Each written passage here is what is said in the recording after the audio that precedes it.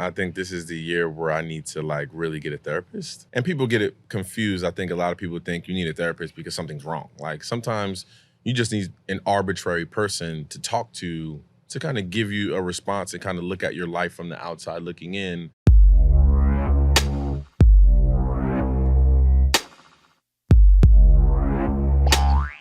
So I thank you so much for coming. My This is pleasure. so exciting to me, just being able to talk to people I love and admire about topics that really stretch us and make us open up. Mhm. And as I said before, when we were doing our little moose boosh conversation, Mhm. that I find that people right now have friends that they've had their whole lives, or they're social in different ways, but we're not thinking about ourselves in terms of advisory boards, teams around us that actually help propel us as we move forward and have a new endeavor, move to a new city, have a new relationship, start a business, create a family, or even want to do some personal work on ourselves. Mhm. We lean to people that don't always understand that or see us or understand what we might need as we evolve as the version of Victor, the version of Pecas that is now.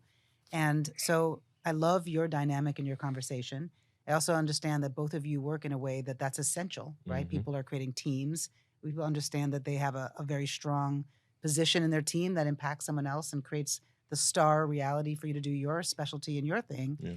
But taking that back to your personal lives, what does that mean to you? And can you tell me some examples about how that's been a strong foundation for your growth? Well, for me, I've always, I mean, aside from, being part of a team my whole life, right? Like at first it started as a young kid living on a one-way street with five boys, six boys my age.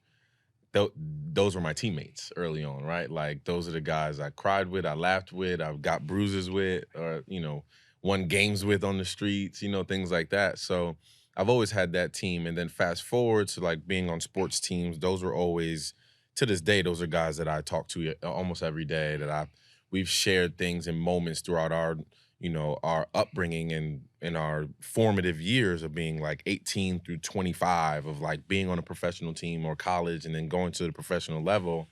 Like those are still very formative years. I don't think people really understand that. Like as a professional, you go right from college to the NFL or to the NBA or whatever that is, you're still 22, Right. 21. I mean, NBA is way younger even, but like even as a 23-year-old being in the NFL, I'm still like very formative, real years of finding myself and all the importance of like being great on the field so you can get to second contract, so you can take care of your family. That burden weighs heavily. So you Absolutely. need that infrastructure at the crib, at home, and that circle of people. And it's, as I've always, more recently, as I've done like the homework on my team, all my team is women, right? Like as I look back at like, who's helped me throughout the journey, who's always been part of my circle. Once my dad passed away when I was 20, there's nothing but women in my life. My sister, my mom, my child I have a daughter, her mom, I have Brianna who works with me, Danielle who works.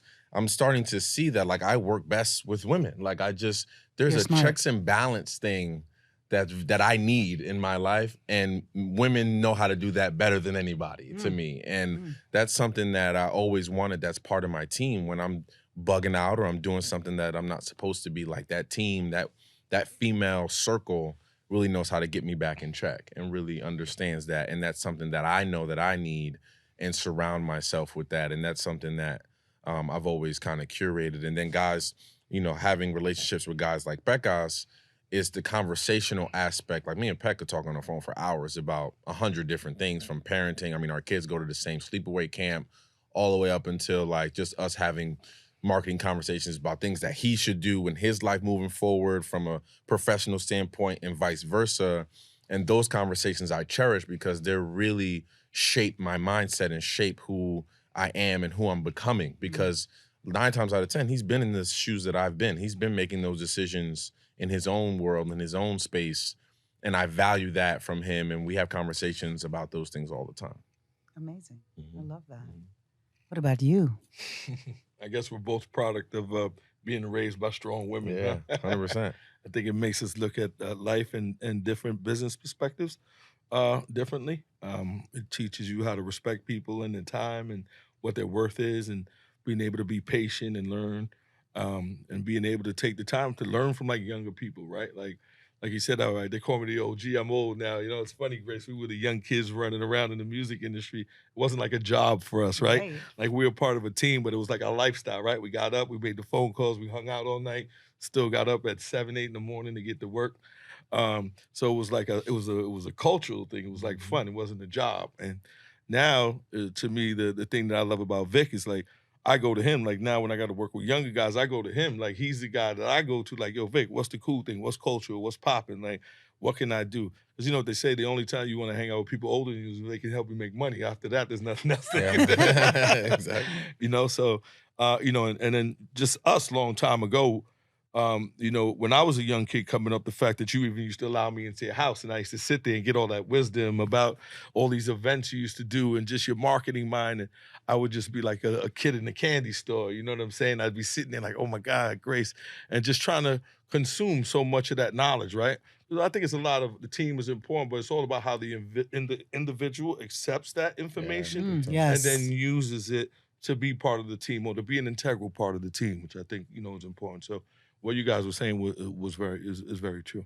Yeah, and it's interesting from the outside in. We hear a lot about people who don't do that, who don't even want to show that it's not just about me. There's a whole team around me. And so when I listen to the two of you talk, I'm really impressed that not only do you realize that you have a team with different specialties, you're really supporting and highlighting that team member as the full community that's going to make the thing happen.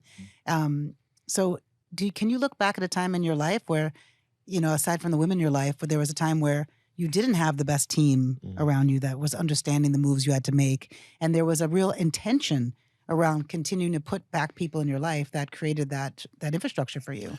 Yeah, I think for me, it was the transition from my college years into the professional level, right? So my college years was very much, I didn't have a necessary team. It was just me like figuring it out on the fly and figuring out what works and just trying to navigate that space, getting an agent and just doing different things kind of on my own. And because my mother didn't, my mother was born in Puerto Rico. She moved here when she was 7. She didn't have a bandwidth on understanding, Right. the business side of all Right. these things. I just had to kind of figure it out on my own, which was a learning curve within itself. So I made some decisions that, I probably wasn't the best things, or I got kicked out of college twice for academic things and Right. academic issues because I thought, I watched the movie Blue Chips when I was coming up and I thought it was real. I thought those things were real, man. I thought that like once I showed up to college and I was the guy, ranked whatever in the country, but now I get to college, everybody's ranked something in the country. Everybody's Right. good to a Right. certain degree. Right. Like you're just another You want to be Penny just Hardaway another really cog in bad. the wheel. Yeah, I wanted to be Penny. I wanted to be sitting back, class. Like, who's going to class? We got a football game to go to. And my professor should understand that. Right. You Who's know doing my what I mean? homework? Yeah, like, where's the lady at? Where's the girl at that does the homework? Yeah. Right. She hasn't come and knocked on my door yet. I don't know where she's at. So I made those decisions and I got humbled really quick. Like, I got sent home. They didn't care that I played football. They didn't care that I was number 8 in New Jersey, playing the game of football. They didn't give a shit. They didn't care. So now I'm home and I'm facing the funk, right? I'm seeing all my friends. They looking at me. And mind you, I came home, my mother was like, you ain't gonna stay home. You're gonna go work. You're gonna go to community college, so you stay on pace and on track to graduate, and you're gonna stay on. And I was like, damn, now I gotta go to Patterson and face all my homies, and they're gonna see me walking around this community college. They're gonna be asking me questions, like, and I'm trying to duck them in the hallways, and I'm lying to some of them because I don't want them to know why I'm home and will know why I'm, and I don't want to feel like that failure. I didn't want to feel Right. like I let the city down because Patterson is very much a city of athletes that we looked up to, and one of the biggest things of us was all of our athletes, most of them, majority of them, except for a couple, Tim Thomas made it and did some things, but a lot of the highly heralded athletes went to college and then got sent home and Yeah. then never made anything of themselves, or you see Mm. them kind of trying to figure it out along the way. And I never wanted to be that. Like I saw Mm. that very early on.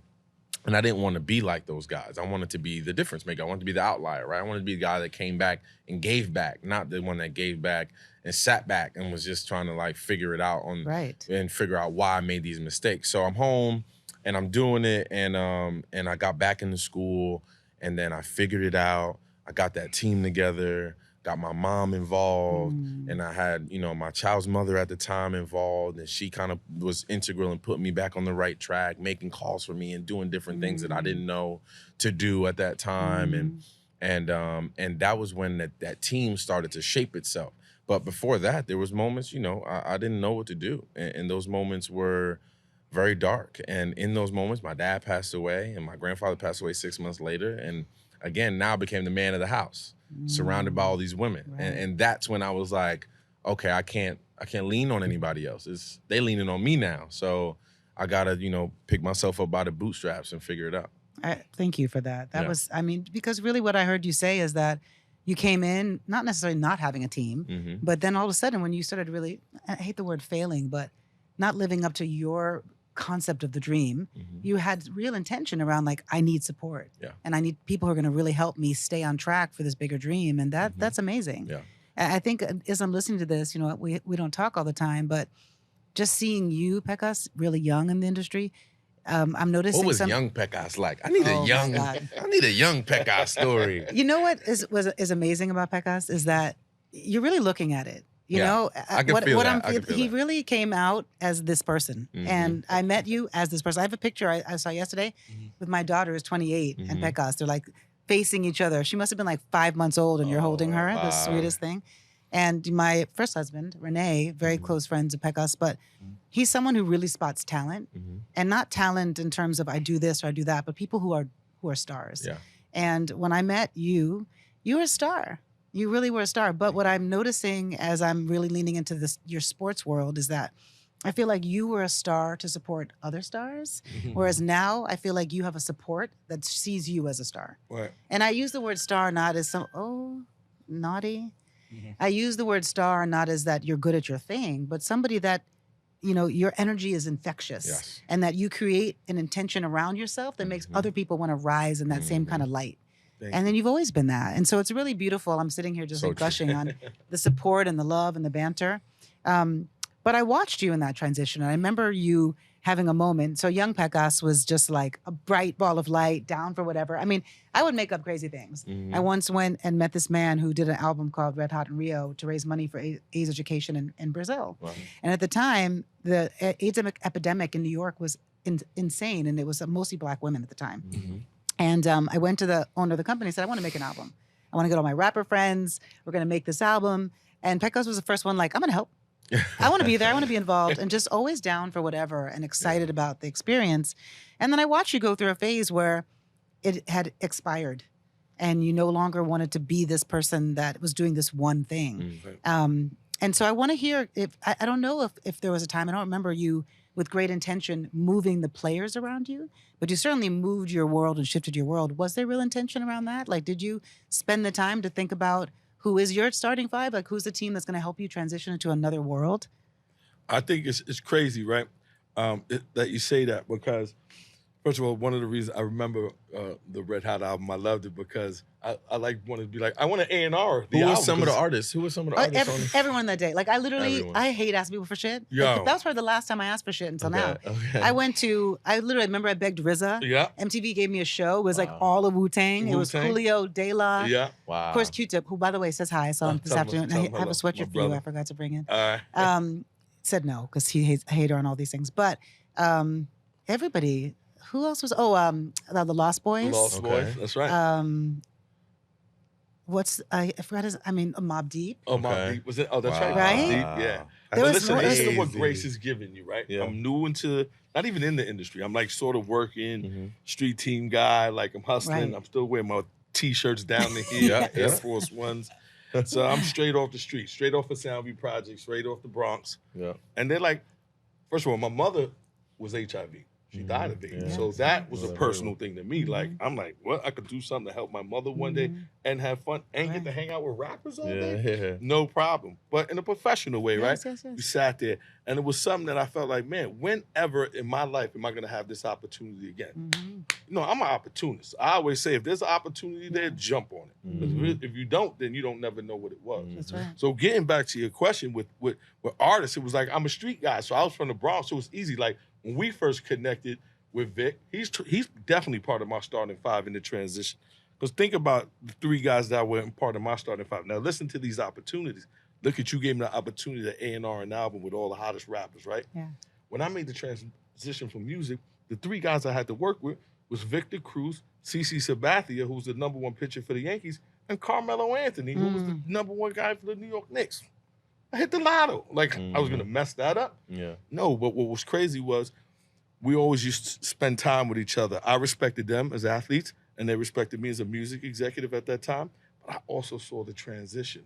Like, I saw the move. I couldn't be hanging out in the clubs all night moving those things around because that wasn't where records were going to break. Athletes started wanting to be rappers. Rappers started to want to be athletes. right. They were integrating.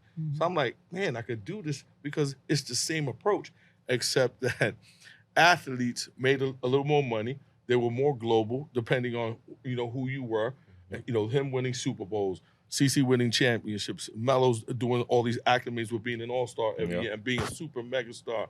I was like, it was the same thing. I just had to use the approach of taking care of the artist like I did all the time and just use it towards athletes. The one thing I do love about music is that it taught us a managerial set skill, skill set, to be able to be sort of like a parenting style, which can either work good or bad. But this is why to this day, we still have a relationship, right? We looked out for each other like we wouldn't. He would laugh, but I go to Patterson to hang out with all his fellas. Patterson, New Jersey, is a tough my town. friends I would know call it. I know me. it. First of all, like the one thing I love about Peck is that he's gonna ingratiate himself, and you know this, yes, right? yes, totally. One thing Peck's gonna do if he loves you as a friend, he's gonna ingratiate himself in your family, in your friends. My mother knows him first name basis. He's hung about around my house. He's washed dishes in my house. Like he ingratiates himself, right? So my friends one day called me like, "Yo, what's up? What you doing?" I'm like, "I'm just chilling. I'm at the crib. Where you at?" And they show me, they like turn the camera, and Pecas is in the backyard in Patterson having drinks In the hood. in the hood with my friends. And I'm Handing like, out. You know oh, how what's we going do. on with y'all? Nobody called me. I was like, yo, he just pulled up. I was like, Exactly. You know how that's we do, Peck. Grace. That's Peck. And all you day. know what's crazy, Grace? You said something that I looked at early on social media. You said artists and athletes, they're regular people. That's right. They go through the same shit we go through. That's right. They have the same problems. That's right. They sometimes need help with their problems. They need to figure out how to build their bands bigger in different ways and touch other people. They're regular people like us. It's just crazy that part of our professional lives, the majority of it, we've been just around superstars. That's right. And we know how not to overstep our boundaries and make them feel uncomfortable in any way. But we're just regular people like them. And a lot of us on both the music and sports side, we all come from very humble beginnings. Yes. So we're very Yes. comfortable Yes. parents and kids and Yes. families. So Correct. that's really it. And I think that my starting 5 was learning from people like you, who not only did we work together, but I was part of your family. That's right. You understand? Yes. Both yes, your yes. kids I know since they were babies. That's right. Your daughter Yeah. used to try to get in clubs. I'd be like, you're not getting Yeah. in. I should be like, Uncle Pecas is in the club, Mom. He won't let me in. And I was like, well, that's what he said. I don't know what to tell you. You know what I mean? Of course, So same yeah. approach. And I believe that. It was about finding the right people around you and my family, my wife, my kids. Yes. We all integrated that. That's part of my family that's important as well. But I'm going to reject the statement that you had these opportunities with artists and then you just saw the opportunities that were in front of you with Carmelo and Vic and Victor. And I don't want to call people their nickname unless they say you can call me the nickname. So. You absolutely can. I because- prefer it, actually. Okay, good. Yeah. Vic, thank you. Mm-hmm. I really want to make the point is that it comes from a concept of integrity within yourself.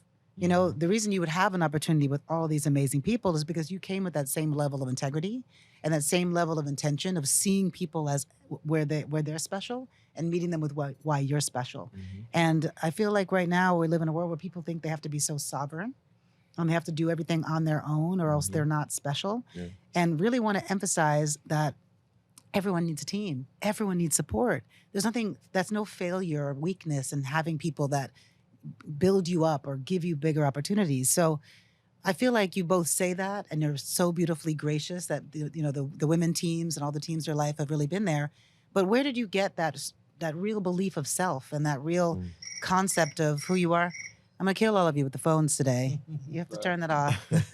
Old radio promo guy, that shouldn't happen. Yeah, you're like, no. Where did you get that? Where you knew that like I'm gonna come with something that I know is special.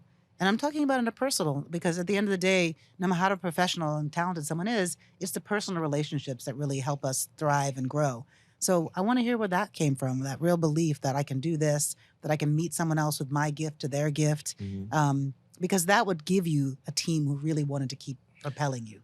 I think for me, it was, it was in college. It was right after college where I was transitioning to the NFL and transitioning to being this professional. And I needed someone that was going to add to my team, right? At the time, it was just myself. It was my agent who was really not really on my team. He just was making sure the deals was getting done and I was in Yes, the right yes, place. He's yes, not yes, really on my yes. team, you know? Yes.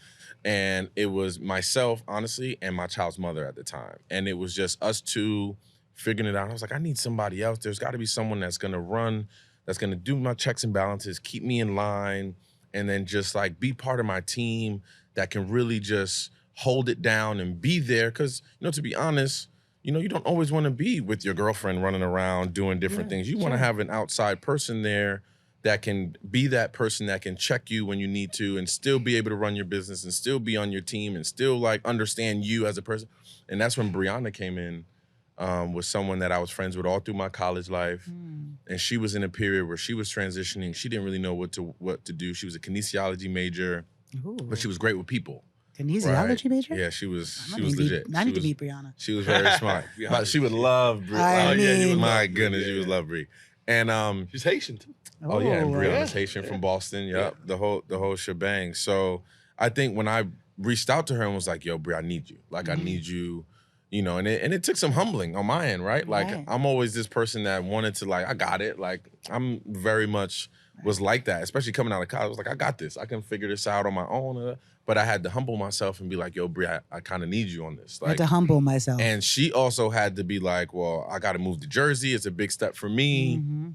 And kudos to her for being like seeing the vision, right? Like, I was an undrafted free agent. For those of you that don't know, like, that doesn't mean I'm guaranteed to be in the NFL for 5, 6, 7, 8 years. Like, I'm lucky if I make the team that year, and then if I don't, I got to figure it out. So for her to like put that blind faith in me almost because of who she knew I was from all those years of us being friends in college and how I carried myself and how I was just so diligent in whatever I wanted to do and seeing my work ethic and her seeing that from afar or even up close as friends, for her to be like, okay, now I'm gonna help you transition to the next level and be one of those people in your circle and be part of your starting five, right? And once she came onto the team, everything changed. She added her ability. She learned on the fly. Like, she went from being a kinesiology major, right, working with kids, doing things in her own space in Boston, to being on set with me at an Old Spice shoot or like a Gatorade shoot or at a Nike shoot and having to navigate questions that they were asking, having to understand like what this was all about and how to navigate that space. And she learned very quickly and she understood it very quickly to the point where now, she's like my right hand. Like, she's the one that kind of fields the calls, vets things out before they even get to me. She already knows how to handle it before she even approaches me with the opportunity. And like that thing is, invaluable. Like, that type of person in my life Yes. is invaluable for her to just understand me to the point where she makes my life so much easier. She could vet those things out, glaze them over, and then knows when it's time to put them and present them in front of me. So that transition from college to the NFL, having a Brianna in my life just changed everything, to be honest. I love that. I love that. I love Brie. That's my girl. Of course. I think some things with me sort of like, because I do that, like I provide services for my clients. I think a lot of what I had to do was just talking to people when I want to make a transitional stage in my life, like going from music to sports and then brand consulting.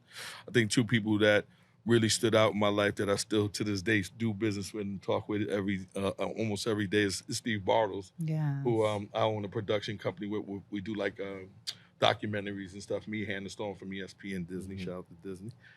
We have a company together. We shoot and Please give him my love. produce sports documentaries. Yes.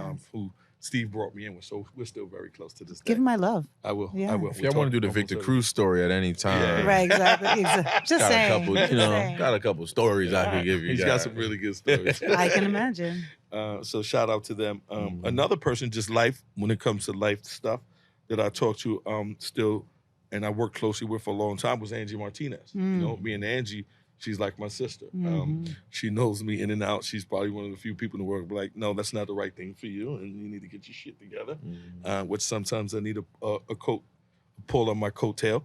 And she's a person who was very close to me until this day. we still talk about a lot of business things and do things But what together. about in your personal lives? I think that the big thing that we're seeing right now, mental health is such a big problem. There's so many, so much access to so many things, and yet people feel so isolated and alone. How do you take that same concept into your personal life? How do you have as full of an experience when you're not in your big lives, when you're really trying to be present for yourself and heal and be enough to bring back out into the world? Like, do you have that similar structure? Do you have those same kind of teams? Like, what happens there? That's actually a good question. I think, I think this is the year where I need to like really get a therapist, in my opinion. And people get it confused. I think a lot of people think you need a therapist because something's wrong. Like sometimes you just need an arbitrary person to talk to kind of give you a response and kind of look at your life from the outside looking in and kind of just give you advice on what they feel like a certified person to give you advice on kind of how to navigate life and the things that you Yes. may struggle with. And I think that's kind of a big thing for me this year that I'm gonna vet some people out and see if I can do that. And then secondly, who's been my therapist probably my whole life is my mom. Like, Yes. I call my mother, I speak to her when I go a day without talking to my mother and I call her the next day, Mom, hello? Like, where you been at? Like, what's going on? You good? Like, you ain't called me yesterday. What you was doing? Like, I need to have that daily conversation with her to keep me grounded, right? To keep me surface level, because my mother, she don't care about none of this flashy fun stuff. She's worried about, am I okay? Even today, right? Like, I went out last night I had dinner with some friends and I was a little hungover and I'm like, had wine all night and whatever. And I call her and I'm like, Ma, I got a headache. And I'm like, I don't know what's wrong. Like, and I kind of forgot that I was even drinking last night or whatever. How And she's convenient. like, you might have high cholesterol. You need to go see the doctor. And I'm like, Ma, I gotta go. Okay. I don't even know what you're talking about right now. Like, so like she's the one that's like always gonna keep me honest, always gonna keep me, checking on myself, going to see the doctor. When's the last time you got your eyes checked? Like she's that person in my life that keeps me grounded and keeps me on the surface and doesn't let me grab that celebrity balloon, if you will, and fly up to the sky. She keeps me, she gonna pop it every time I get up too high and keep me back down on the ground. Yeah, and 100%. first of all, that's so beautiful, and that's a whole conversation in itself I'd love to have. for But sure. I love that you talked about therapy because I think all this stuff has to be changed in our perception. Mhm. Like we're all amateur adults.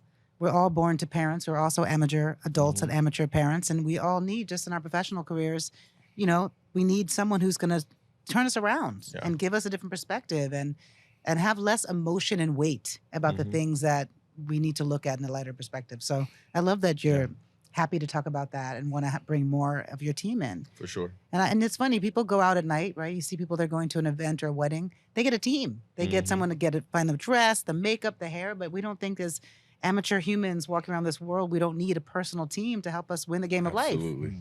So I think that's beautiful. Very true. What about you, Paquito? I probably need a therapist soon too, by the way. I think honestly, Angie too, with a lot of personal stuff. Whenever I need, she's always been there. Like when my mom passed away 8 years ago, she was really there for me. Like dropped everything. The matriarch of my family too is my aunt Irma, my titi Irma. She's my mother's sister, so she's like the oldest one in our family, and she's become like our grandmother and aunt, and she moves us around a lot. I think a lot of times when I go through things that I'm sort of maybe scared to talk to several people about, my wife Karen, she comes in and talks to me about a lot of things that she's like, listen, you might not want to hear this, but this is what it is. It's not really about worrying about how she'll feel about something. Like I think we've grown so far as a couple. Like now she's like, you really need to do this for you. It's not worried about what anybody else thinks.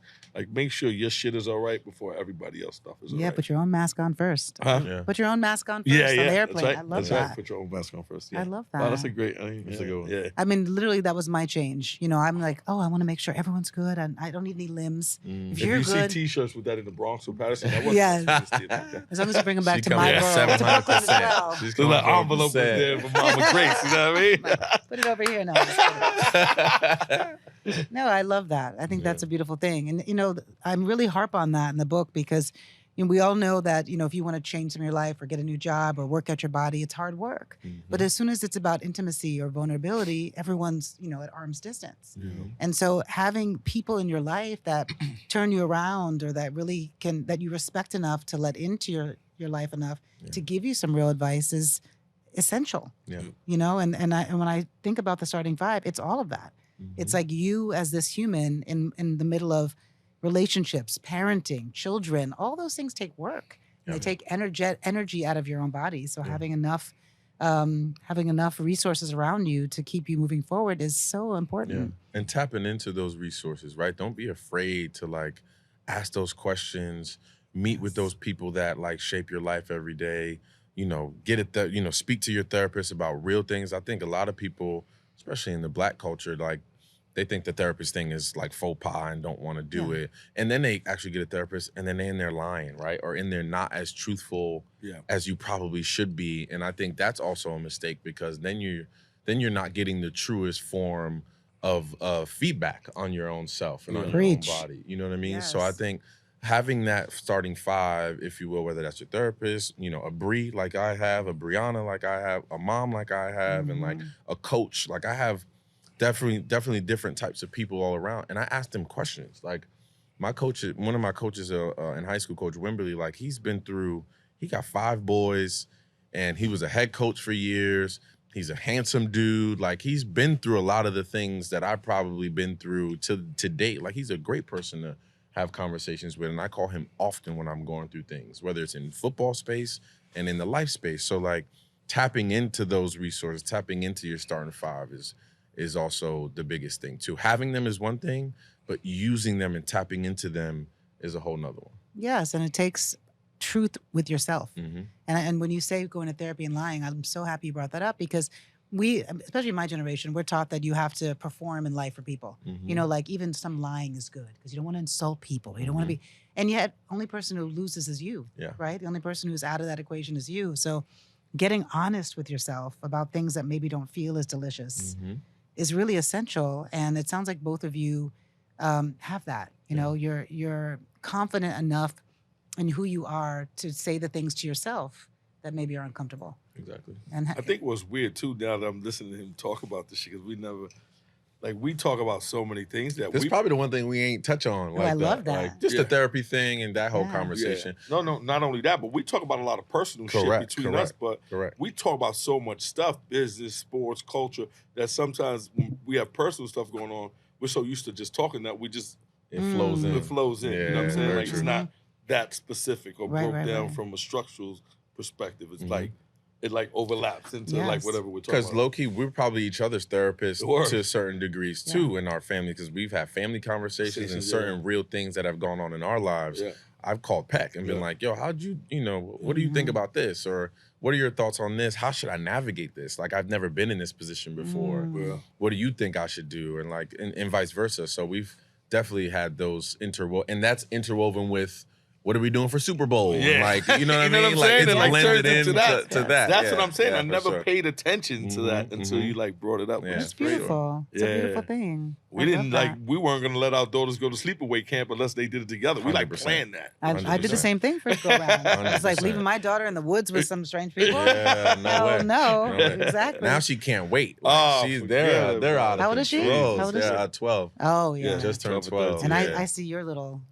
Sorry for you. Oh, you got to see them together. Forget it. Oh my goodness. I love that. Insane. How important is that though? I think a big part of, talking about the confidence of self, a big part of that is having the confidence in your children to push them into new experiences. Correct. To give them the boot camping of future adult experiences while they're young, to know that the world is safe, to know that there's opportunities they can have and that they can feel into things beyond themselves. Yeah, I think that's a big thing that I've been navigating, both in that space and both our daughters, right? And it's so funny because when they're together, they literally, we see so much of ourselves in them. And they're so funny that they act like us. Like they purposely like, what's up, bro? And like they'll dap each other up.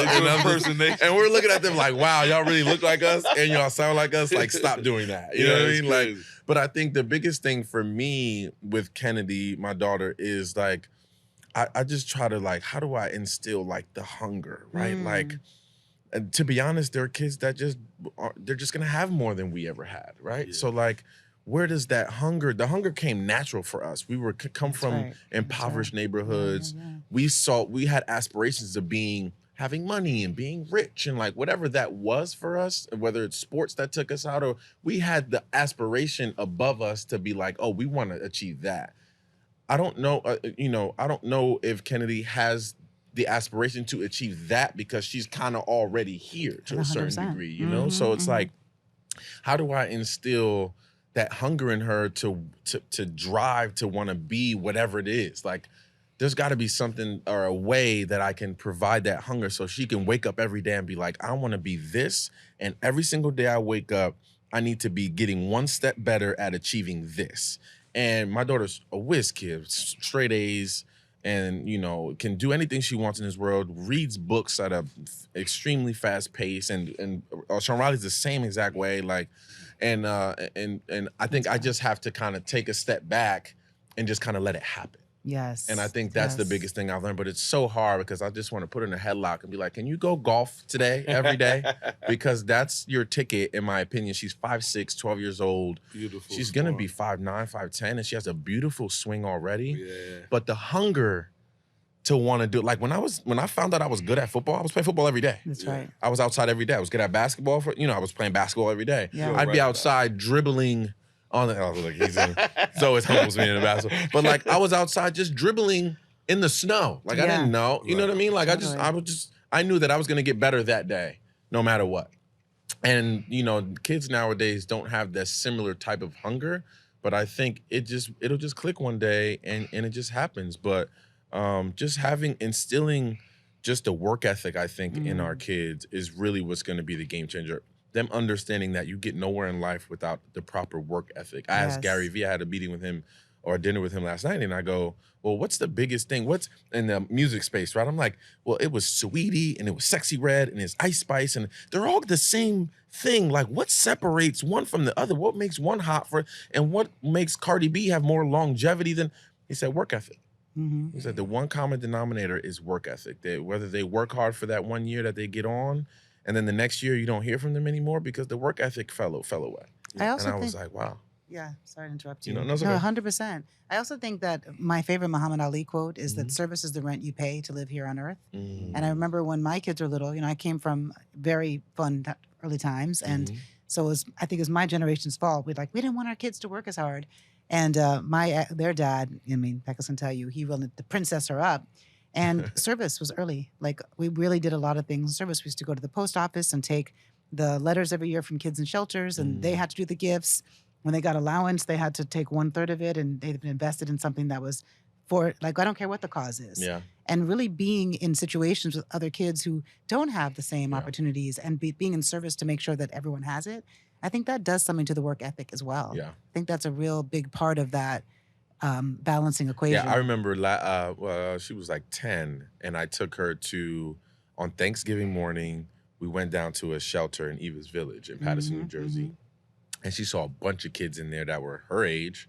And I never forget it. I walked her in, and Kennedy, I walked her in there, and I kind of was taking my jacket off because we were about to serve food to all the kids and different people. And I'm taking my coat off, and I'm walking, and I'm like, where'd she go? And she was up against the wall like, Daddy, what is this? And I was like, I was like, I never really, like, I told you about it on the way here, but now now you see it, so I got to tell you differently. Like, these are kids that are from here in Paterson, New Jersey, that don't have a home and are displaced and don't have anywhere to go on Thanksgiving Day. Right. That's why we are here, to give our time to feed them and to make sure that they're just in a positive space today, because I'm sure it's tough because they don't have anybody to spend the day with. They don't have a Wella and your mom and me to spend the day with.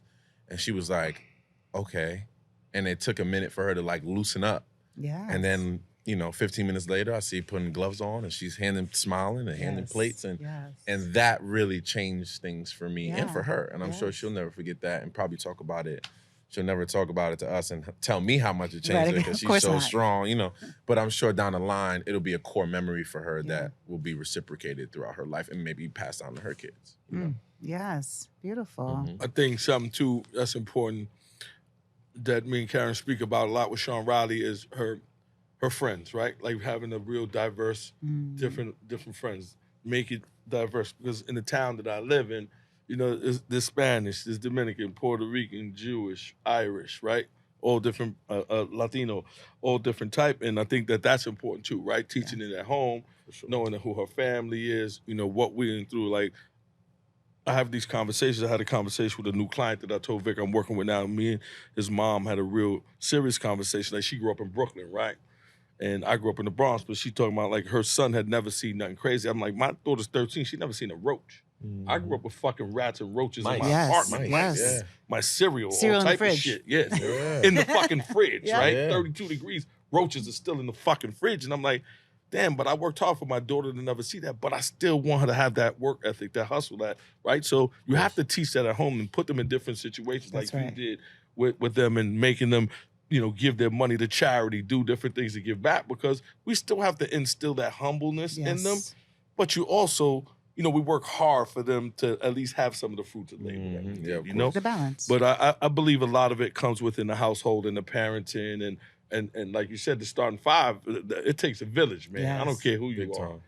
Big time. It takes a village, and I think like that's what we just try to do with Shawn Riley, which is hard, but I love it. I'm a sucker, man. I got all girls, man. I know. Who you telling? And I mean, if Kennedy looks as I'm much like you as she so- looks like, as your daughter looks like you, Oh wild. man, big blue Splitting green eyes. image. Yes. Forget Splitting about image, it. yeah, my Gorgeous. I'm daughter's- like, we're gonna. I gotta go get my shotgun out Yeah. of layaway. Yeah. Actually. You just reminded me. Yeah, let me go grab that. Before her 13th birthday, gotta Exactly. Oh, yeah, Make sure 13. I'm ready to go. Especially the internet. Wild oh, times. man. Wild times. But we're lucky. They're, Yeah. they're so smart and they get it and they're not swayed by any of this stuff out here. Yeah. We got really lucky in that regard. Like we can tell that our kids are leaders and not followers. Yeah, You know what I Right. mean? Which is important. and That's also, important. did you get lucky? Or is it that you have so much intention too about your lives that you give Yeah. them your energy, Exactly. you talk to them about their future, you make them understand their value and that they're important. Mhm. And that is really the thing right there. It's like the difference of having friends that you hang out with and people that really have your back. Yeah. Yeah. And I've realized that I've become my father too, right? Like I'm in the car. I remember being young and in the car, my dad just beating me down, talking to me about life and all these things. And I used to be in the back, like the first 15 minutes I'm taking heat. After 45 minutes, I'm like, all right, Pops, I think I got it. You know what I mean? And now I find myself in the car just having those conversations Yes. for long-winded. I'm just driving and talking. And I'm sure she's that. probably feeling the same way, but I still remember those conversations. I remember the Mhm, things he said to me. I mhm, remember why he said them. I remember how I was behaving and how he needed to check me. I remember all of those things to this day, and I'm sure like those conversations, may resonate in a different way now, but when she's 18 and the things I'm saying are actually affecting her and she's going through those things in the moment in right. real time, she's gonna go back to those conversations in the car when she was 12 and be like, oh, Daddy told me about that. I know how to navigate that. And I have a feeling on that because Daddy told me when I was 12 in the car in one of those conversations. So I already know those conversations are gonna have an effect on her, down the line. I mean, I absolutely. just tell them they still got wild uncles in Patterson in the Bronx that they got. Yeah, no job 100%. But that's important That too. was too. I mean, that's Yeah. really important too. Yeah. Like people being comfortable with every kind of person is a Mhm. big life hack. Mm-hmm. I love that. My daughter does this thing where she will say something to me, then she wants to argue with me about the opposing point. Mm-hmm.